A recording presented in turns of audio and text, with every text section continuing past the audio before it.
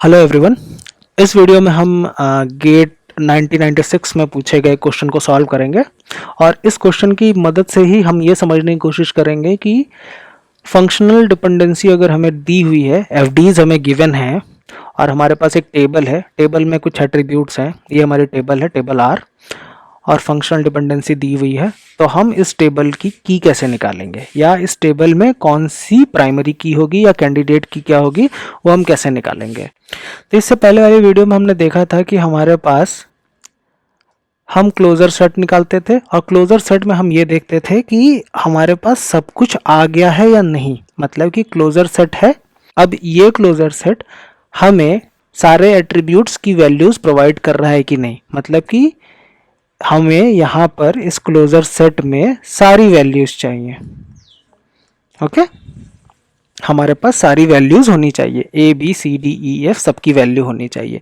तो हमें पता कैसे चलेगा कि यहाँ पर हमें किसका क्लोजर सेट निकालना है।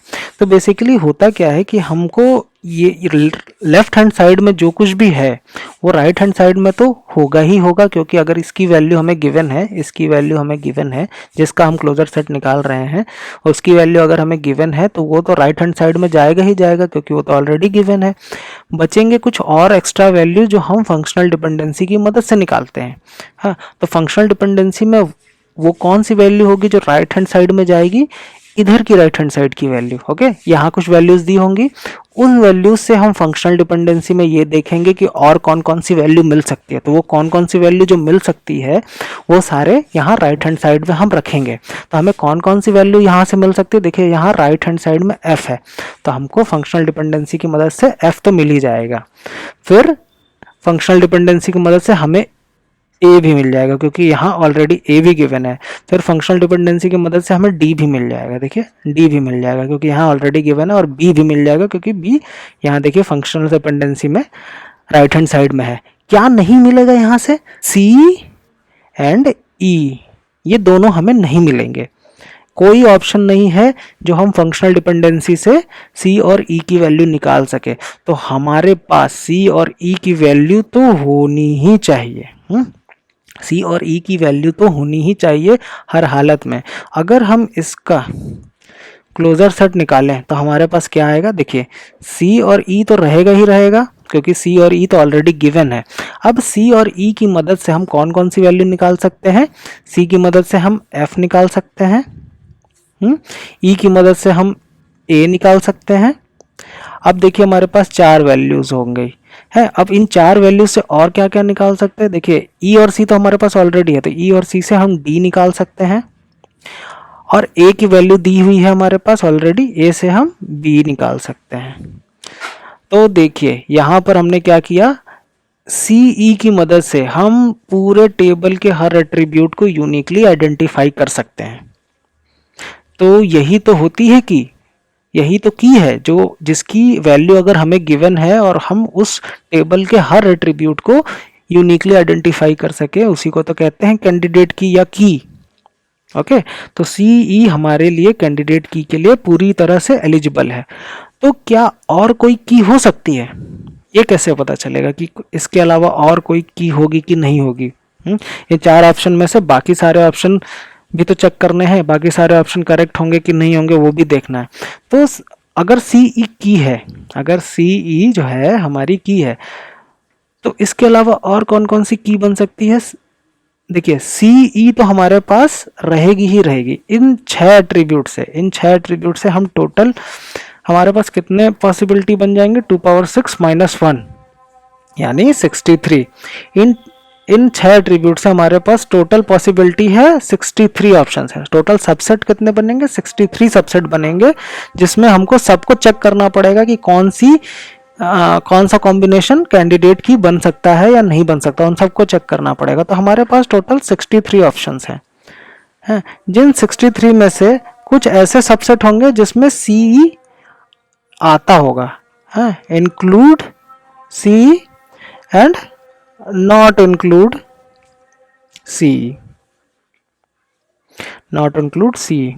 तो जिसमें सी नहीं आता है, क्योंकि हमारे पास तो इसेंशियल वैल्यू है, सी तो होनी ही चाहिए, तभी हम सारे टेबल को यूनिकली आइडेंटिफाई कर सकते हैं। तो जिसमें सी नहीं आता है वो तो पूरा रूल आउट हो गया। बच गया कौन सा, सिर्फ जिसमें सी ई दोनों आते हों। अब इसको अगर हम फर्दर क्लासीफाई करें तो हमारे पास 3 ऑप्शन मिलते हैं।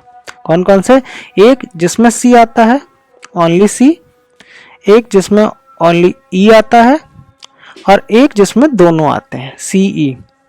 ओके, तो सिर्फ सी से भी काम नहीं चलेगा क्योंकि हमें सी और ई दोनों की वैल्यू चाहिए। ओके, तो ये भी रूल्ड आउट हो कर सकते हैं। सिर्फ ई से भी काम नहीं चलेगा क्योंकि हमको सी ई दोनों की वैल्यू चाहिए, तभी हम यूनिकली आइडेंटिफाई कर सकते हैं, तो ये भी रूल्ड आउट हो गया। बच गया क्या, सिर्फ सी। ये सिर्फ एक कैंडिडेट की बनेगी, कैंडिडेट की बनेगी। क्यों, क्योंकि अगर इसमें कुछ भी ऐड किया जाता है तो वो बन जाएगा सुपर की। अगर इस की में अगर हमने कोई और एट्रीब्यूट ऐड किया तो वो सुपर की बन जाएगा, की नहीं बनेगा। ओके, तो करेक्ट ऑप्शन है हमारे पास ई सी।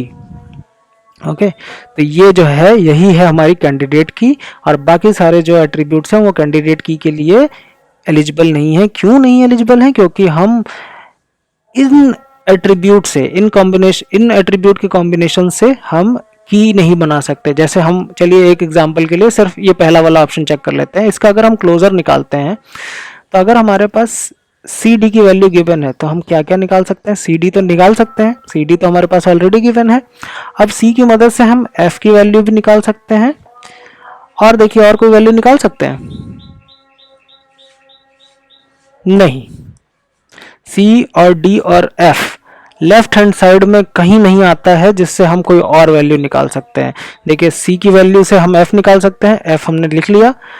और यहाँ देखिए ई सी चाहिए हमें, ई नहीं है हमारे पास, सिर्फ सी है। यहाँ ए चाहिए, हमारे पास ए भी नहीं है। यहाँ ई चाहिए, ई भी नहीं है, तो हम और कोई वैल्यू नहीं निकाल सकते। इसी तरह अगर हम बाकी तीनों ऑप्शन भी देखेंगे ना तो उनमें भी यही आएगा, सिर्फ एक ऑप्शन मिलेगा ई सी जिसमें हमारे पास सारे एट्रीब्यूट गिवन हैं। इसलिए एक ही ऑप्शन है जो की तरह वर्क करता है, और इसी की मदद से हम पूरे टेबल में एक रो को यूनिकली आइडेंटिफाई कर सकते हैं। तो सिर्फ यही है जो की बन सकती है।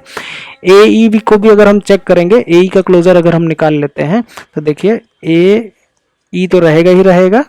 अब ए और ई की मदद से और क्या क्या निकाली जा सकती है वैल्यू, देखिए ए की मदद से हम बी निकाल सकते हैं, और कुछ निकाल सकते हैं, और हमारे पास ई की मदद से ए की मदद से बी, और कोई वैल्यू नहीं निकाली जा सकती है। तो देखिए ये कैंडिडेट की तरह वर्क नहीं कर सकती, क्योंकि ये सिर्फ अगर ए ई की वैल्यू दी रहेगी तो हम पूरे टेबल को यूनिकली आइडेंटिफाई नहीं कर सकते। तो करेक्ट ऑप्शन है हमारा ई सी।